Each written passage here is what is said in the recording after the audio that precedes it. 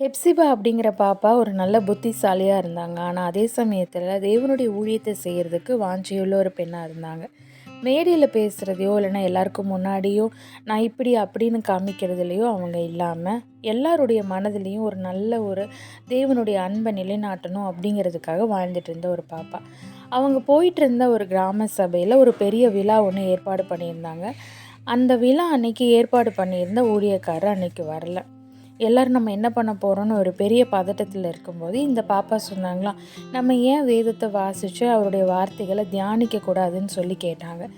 எல்லாருக்குள்ளேயும் ஒரு மாற்றம் வந்தது. எல்லோரும் உட்காந்து வேதத்தை வாசித்து தியானிக்கும் போது இவங்களுடைய சாட்சியையும் தேவனுடைய வார்த்தையும் பகிர்ந்து கொண்டாங்களாம். அது அநேகருக்கு ஒரு பெரிய மறுரூபத்தையும் ஒரு எழுச்சியும் கொடுக்கக்கூடிய ஒரு பிரசங்கமாக அமைஞ்சிச்சான். வேதத்தில் ஒரு வசனம் சொல்லப்பட்டிருக்கு, கர்த்தருக்கு முன்பாக தாழ்மைப்படுங்கள், அப்பொழுது அவர் உங்களை உயர்த்துவார். நம்மளுடைய சூழ்நிலைகளை பார்க்காம, நம்ம சின்னவங்கன்னு சொல்லி நினைக்காம கர்த்தருடைய வார்த்தைகளை வாசித்து தியானிப்போம், கர்த்தர் நம்மளை உயர்த்துவார். God bless you.